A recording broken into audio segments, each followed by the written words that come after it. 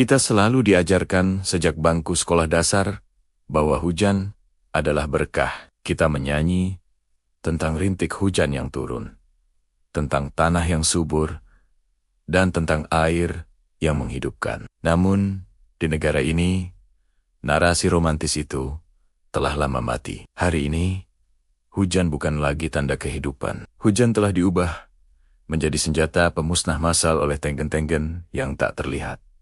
Selamat datang di Kiamat yang dijual. Ini bukan sekadar dokumenter tentang banjir. Ini adalah otopsi atas kematian daratan kita. Kita akan membongkar sebuah skandal di mana bencana bukan lagi musibah yang tak terduga, melainkan komoditas yang diperdagangkan. Di mana tenggelamnya sebuah kota adalah variabel yang sudah dihitung dalam laporan laba rugi perusahaan, dan hilangnya hutan adalah angka yang diperdebatkan di lantai bursa. Hari ini, kita tidak akan bicara tentang intensitas hujan ekstrem atau fenomena El Niño. Itu adalah bahasa pengalihan. Kita akan menggunakan bahasa data. Kita akan membongkar bagaimana mafia tanah, mafia air, dan mafia regulasi bekerja sama dalam sebuah simfoni kegelapan. Mereka sedang menenggelamkan Indonesia inci demi inci, demi keuntungan jangka pendek yang hanya bisa dinikmati oleh segelintir orang di balik tembok beton yang kering. Mari kita mulai perjalanan ini di jantung kekuasaan Pulau Jawa. Kita sering menyebutnya sebagai The Sinking Giant. Tapi Jawa tidak sedang dihantam tsunami dari luar. Jawa sedang ambruk ke dalam perutnya sendiri. Data satelit geodesi dan INSAR menunjukkan fakta yang tidak akan pernah Anda dengar dalam pidato resmi kenegaraan. Laju penurunan tanah land subsidence di utara Jawa adalah yang tercepat di planet ini. Perhatikan angka-angka yang mengerikan ini. Di Jakarta Utara, tanah turun hingga 25 cm per tahun. Di Semarang, amblas 15 cm per tahun. Di Pekalongan, angkanya mencapai 10 cm.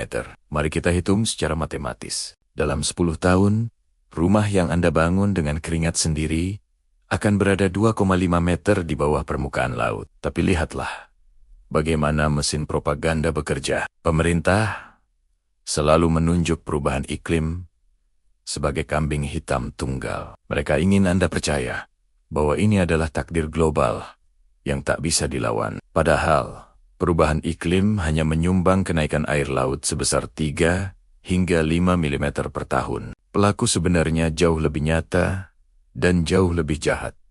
Pencurian air tanah dalam skala raksasa. Di bawah kemegahan gedung pencakar langit, mal mewah, dan kawasan industri yang membanggakan angka ekspor, terdapat ribuan vampir bawah tanah. Sumur-sumur bor artesis ilegal yang bekerja tanpa henti 24 jam sehari. Kita menemukan bahwa ekstraksi air tanah di kota-kota besar Indonesia melampaui kapasitas pengisian alami bumi hingga 300% hingga 500%. Bayangkan lapisan tanah di bawah Anda adalah sebuah spons basah yang menyangga beban berat. Ketika air di dalam spons itu dihisap secara brutal, spons itu mengempis. Rongga-rongga udara tercipta, tekanan hidrostatik hilang, dan secara perlahan, butiran tanah mengkompresi diri mereka sendiri.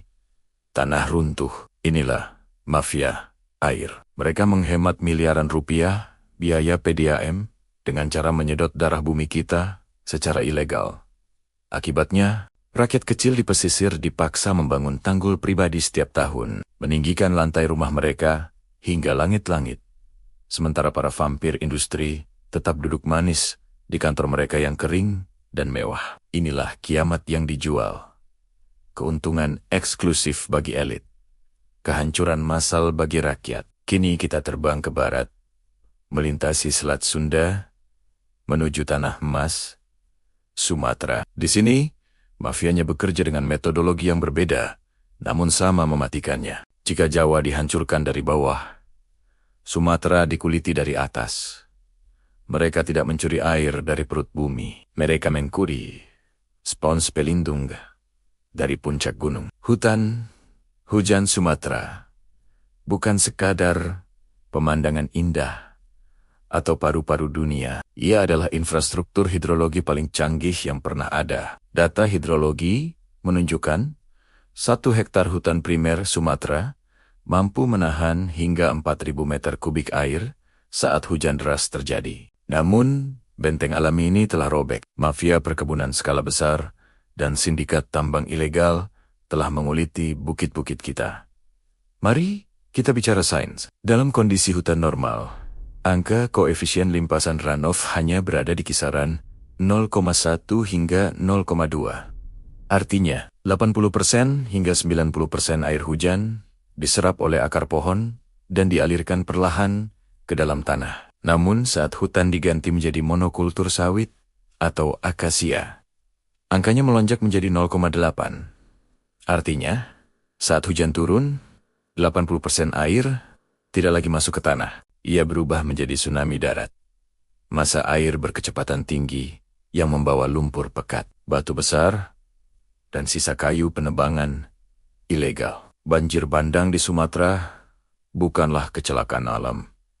Ia adalah kegagalan sistemik yang direncanakan. Izin konsesi lahan diberikan di atas kemiringan curam lebih dari 40 derajat wilayah, yang secara hukum adalah area lindung yang haram untuk disentuh. Di pesisir timur, rawa gambut yang merupakan penyimpan air raksasa dikeringkan dengan kenel-kenel raksasa demi minyak sawit. Saat gambut kering, ia kehilangan daya tampung air selamanya. Mereka mengekspor komoditas dan meraup dolar, lalu meninggalkan sampah berupa banjir permanen bagi penduduk lokal yang kini hidup di atas tanah yang tak lagi mampu menyerap setetes air pun. Pertanyaannya, mengapa semua ini dibiarkan? Mengapa tidak ada tindakan tegas? Jawabannya sederhana, namun menyakitkan. Banjir adalah bisnis raksasa. Selamat datang di dunia di mana regulasi diletakkan di atas meja judi. Kita memiliki undang-undang penataan ruang yang hebat di atas kertas. Namun di lapangan, kita dipimpin oleh hukum. Siapa yang bayar, dia yang bangun. Ada sebuah fenomena yang kita sebut sebagai pemutihan lahan. Setiap 5 tahun, pemerintah daerah memiliki hak untuk meninjau kembali rencana tata ruang wilayah RT RW. Inilah momen di mana dosa-dosa lingkungan dihapuskan. Kawasan resapan yang tadinya berwarna hijau di peta bisa berubah menjadi merah komersial atau kuning pemukiman hanya dalam satu malam rapat paripurna, tergantung pada berapa besar nilai kesepakatan di bawah meja. Perhatikan pola lingkaran setan ini. Pertama, kawasan resapan kritis dikuasai oleh pengembang melalui spekulasi tanah ilegal. Kedua, pembangunan apartemen atau mall dilakukan tanpa izin, namun dibiarkan oleh pengawas yang sudah dijinakkan. Sri, ketika banjir besar melanda, pemerintah akan berteriak di depan kamera tentang curah hujan ekstrem. 4. Lalu, anggaran triliunan rupiah dikucurkan untuk proyek normalisasi atau pembangunan tanggul raksasa. Disinilah uang pajak Anda mengalir ke kantong-kantong kontraktor yang dekat dengan kekuasaan. Banjir telah dijadikan instrumen ekonomi. Mereka menciptakan masalah di hulu melalui kebijakan yang korup, lalu menjual solusinya yang mahal dan bersifat sementara di hilir. Ini adalah kapitalisme bencana. Mereka lebih suka menghabiskan triliunan untuk semen dan beton daripada menegakkan hukum lingkungan. Karena semen memberikan komisi proyek, sementara penegakan hukum hanya memberikan musuh. Laut tidak mengenal suap. Hujan tidak bisa diajak negosiasi di lobi hotel mewah. Alam sedang menagih hutang yang sudah terlalu lama kita tunda pembayarannya. Indonesia sedang dijual inci demi inci. Dan jika kita tetap diam, kita sebenarnya sedang memesan peti mati untuk daratan kita sendiri. Kita tidak sedang menunggu kiamat. Kita sedang membiayai kiamat kita sendiri melalui diamnya kita. Pertanyaannya sekarang bukan lagi kapan banjir akan berakhir, tapi sampai kapan Anda mau terus membeli tiket untuk kehancuran Anda sendiri.